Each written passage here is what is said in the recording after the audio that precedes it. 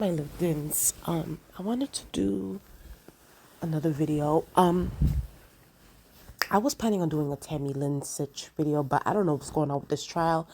I cannot find that live stream, but I'm gonna try to find it. I'm gonna try to keep y'all updated on this channel. But firstly, I want to talk about a few things that stuck out to me from yesterday and today. So, Trial Data posted this. They said that it has been a full 1 year since the last time a rap song or hip hop song has went number one.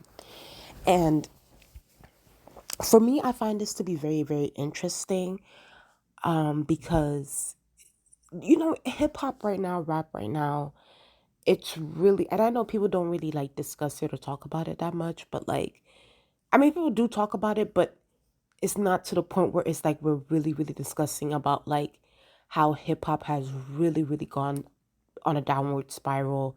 Rap just it's really bad right now. And I think that, when you look at the charts today, you'll see a lot of country singers being top five, pop singers, that sort of thing. Um, I think that for me, rap, hip hop, it really needs to look itself in the mirror. It really, really does need to look itself in the mirror. I think that we need to have a variety of messages, sounds within this genre. I think that people are getting tired of the drill rapping, the gangster rapping, the sexual hypersexuality rapping. People are tired. People are tired of hearing the same shit because I think that, the public are starting to feel the after effects of listening to that kind of music. Like legit, drill music, you have these kids. It is at this point it's kids now that are drill rapping and they're talking about their ops, they're talking about killings, they're talking about bodies and it's just like it's so much. And then on top of that, you got the female side of it where, and don't get me wrong, I listen to more female rap than I listen to more male rap because I think male rap is just not my cup of tea anymore. But I do have to be honest, as much as I love these female rappers, it doesn't seem like they talk about anything else except for their coochies, except for how they're getting banged out, how they're getting slutted out, how they're, finessing people, how they're getting, money, money, money. It's just like we need I want to hear different things at this point. Okay. I need a variety. Like, of course, do I like my hood rat stuff? Do I like listening to some ghetto stuff? Do I like listening to some booty booty booty? Of course.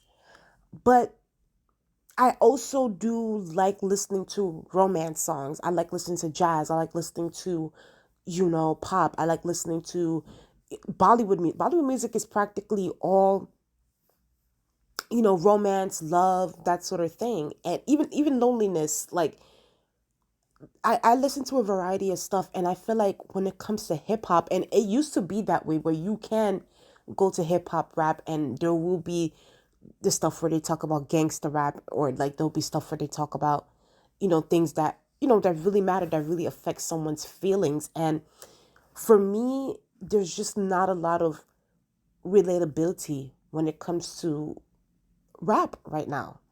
It's a whole bunch of low vibrational stuff. And I think that, the general public, the casual fans, I like to call them, are getting tired of that kind of sound, that kind of music. If you look at the top, and don't get me wrong, of course, I know that Nicki and Ice Spice are number 8 right now on the Billboard Hot 100 for what is it called, Barbie Girl, whatever, that Barbie Girl song. And let's be very clear, can we be honest? The only reason why that song is even on the top 10, and it's no shade, is because it's Barbie. Like, it's a Barbie franchise thing. Like, Dua Lipa even had a song, and it's like people are on the Barbie train. But I feel like had it been not that, I don't think that it would have lasted that long. You know what I mean? So, and that's the only reason why. But I just, for me, but for the rest of the songs, most of the songs right now on top 10 on Billboard Hot 100, it's either country music, pop music, Olivia Rodrigo, Taylor Swift, Selena Gomez, like that. That's the things that people are listening to, and I think that the casual fans want a variety of things, and they're not getting that from hip hop. They're not getting that from rap. So I'm not surprised that a rap song hasn't gone number one in almost a year. I'm not shocked. I'm not surprised. Are people doing well though? Don't get me wrong. People are doing well. Drake, 21 Savage, um, Little Baby, Little Dirk, uh, and on top of that, the female side, Nicki, Ice Spice, Cardi B hasn't released anything. But like, yeah, those girls are doing well. But and the men too. But like it's like, but where is that middle ground? You know what I mean? And I feel like even though I do think, Drake is doing well, but let's be very clear, and I think that we have to be honest too. Drake's music has not been the same for a couple of years now. It's like his music has not been hitting for me for a long time, and honestly, at this point, I really haven't been listening to a lot of new Drake stuff. Like his stuff nowadays is just not it for me. Um, and at this point too, and I just spoke about Little Baby and Little Dirk, and I said yes, they're doing well, but I just made a video not that long ago discussing how, they had to cancel concerts due to low ticket sales. You know what I mean? And I think, and there are reasons for that. There are reasons for that, and I think that people are not really discussing those real reasons. And I just want, in this new era of rap, because I know some of the rap girls are coming out again. And honestly, before I even get to the rap girls that I'm interested in listening to their music, and on top of that, can we just talk about it? The sexy reds and the Sukiyanas and the what are the other ones? The ones that are trending right now? Yeah, I don't want to say Lotto, because Lotto, I think that Lotto can actually rap, but with her sometimes it's like she's really, Lotto is like a hit or miss for me. Like I can't really get into her that much. But then there's like probably a song or two that I like, so I'm like, okay. But as far as like the sexy reds, the Sukianas, and the all those these new low vibrational rap girls, can we be honest, they're not gonna be here 5 to 10 years from now. Okay, they're trending for now. They're trending for a year or two. People like them for now, and then we're gonna move forward. They're probably gonna be on Love and Hip Hop in 2 years or three. Okay, just like Erica Banks. Erica Banks right now, even though Erica Banks can rap, but she's on Love and Hip Hop because she can't find a hit. So Sexy Red is the same thing. Sukiana's never gonna happen. I think that she's just trending because she's does her little things on OnlyFans. But they're not gonna be here 5 to 10 years from now. So I can't even take that seriously. But then again, this is the type of bullshit people are listening to right now. But the thing is, music like that doesn't last. You need music that can last lifetimes. You know what I mean? And I think that the rap that's coming out today is not going to last a lifetime. These are not things that we're going to be listening to two, three. Before, when was it? Like 2, 3 years ago. I don't know if y'all remember Little Pump. Remember the Gucci Gang, Gucci Gang, Gucci Gang song? Who's listening to Little Pump right now? Tell me who. Because I want to know. Nobody's listening to Little Pump. And that's what I mean by like, people are not going to be listening to songs like this in 5 years. Okay? They're not going to be tuning into that artist because they feel like if they're just good for one good time, a one night stand, and we just move forward. And I really, really do think that the hip hop rap genre needs to get its shit together. We need better messages, better content, more versatility, more a variety. We're tired of the rapping about killing and having a body, or you have one body, you killed multiple people, and the drugs and the sex. It's like we're over that now. We're over that now. We're tired of hearing of the same shit.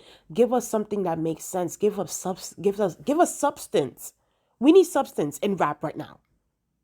So for me, I do know that Nicki is releasing later on this year, which I'm excited for. I'm gonna be tuning into that album. Um, Cardi, at this point, I don't even know. And I said this before. If Cardi B does not release an album this year, nobody, like, the casual fans are gone. Like, we're not gonna be tuning into her next year. If she does not release anything this year, a project of her own, when is done deal. We're not doing this in 2024. Absolutely not. Megan Thee Stallion, I know that Megan Thee Stallion, she's working too. I'm definitely gonna tune into what she has to say.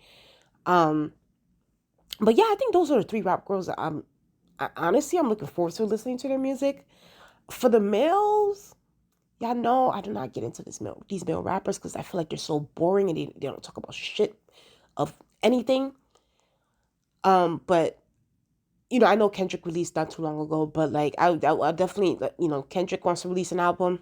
I'll definitely be tuning in.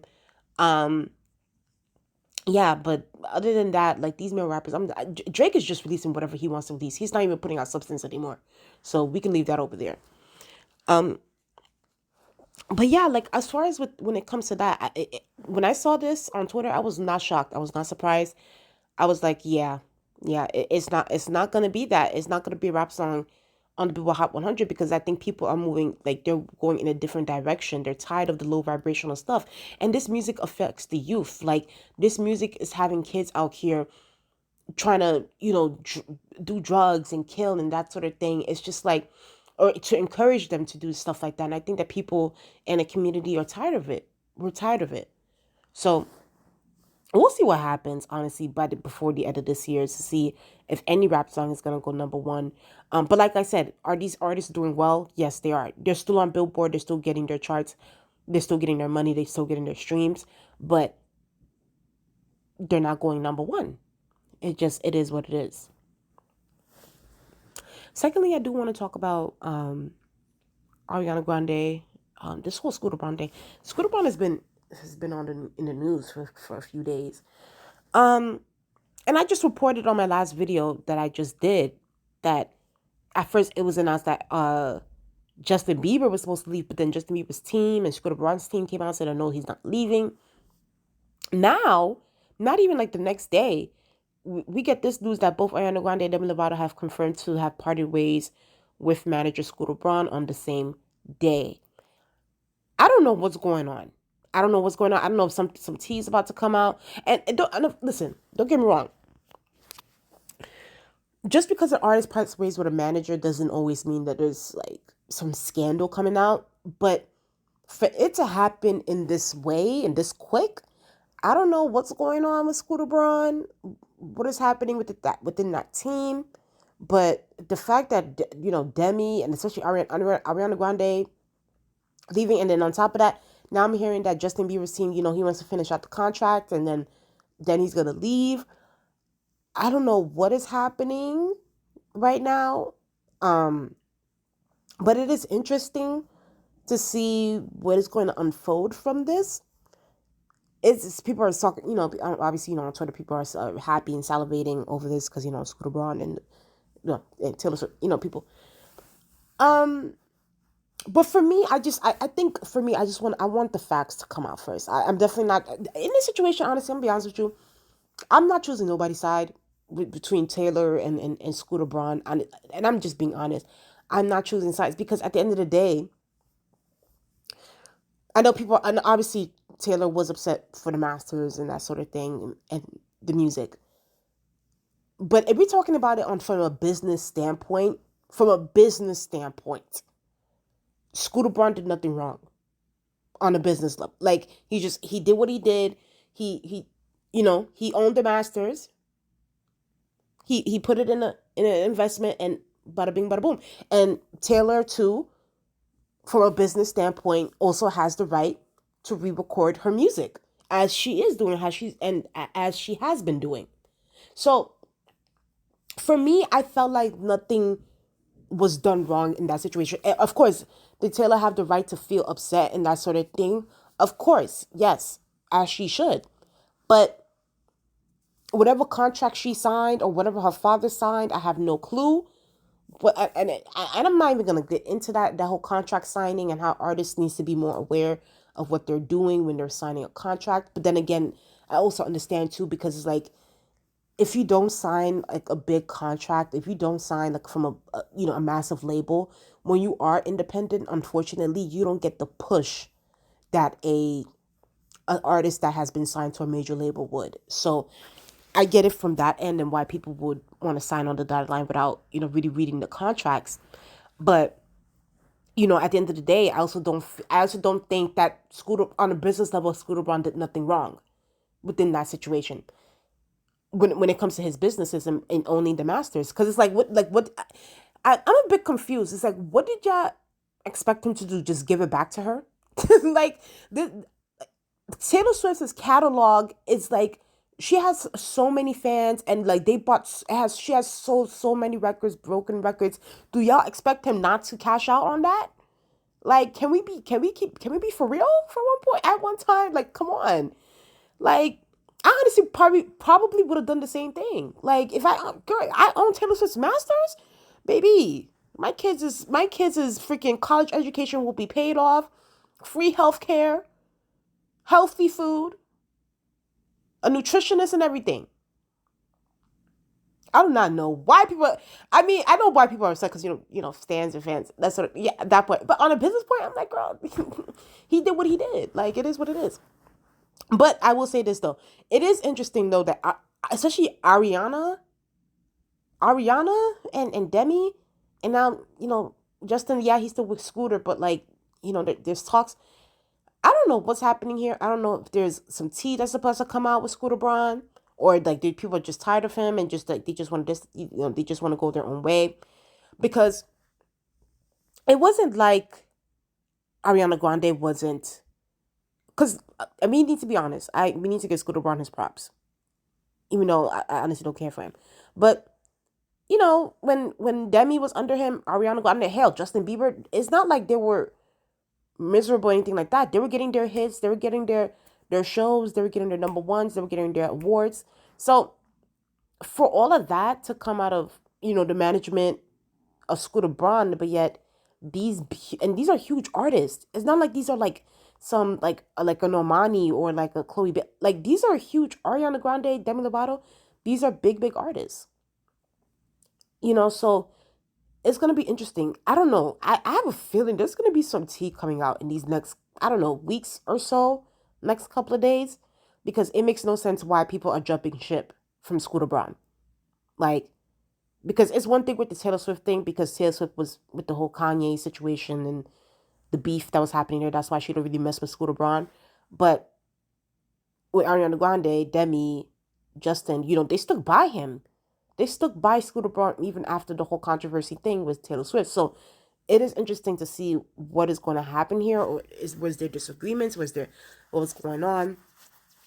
I will definitely keep I'm keeping my eye on the story. I'm keeping my eye on the story because I'm interested to see what is going to happen here, and what is Scooter Braun going to say as far as why Demi and Ariana Grande have left. So we'll see.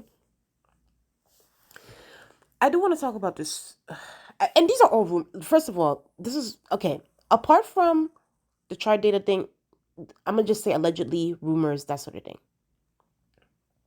It's rumored that Miley Cyrus is gonna be the next Super Bowl headliner, and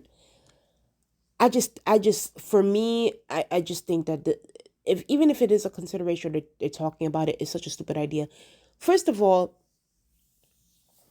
don't get me wrong. I grew up on Miley Cyrus. Okay, I was a Hannah, like I said up before in this channel, I was a Hannah Montana stan. Okay, I have no issues with saying I was a Hannah Montana stan.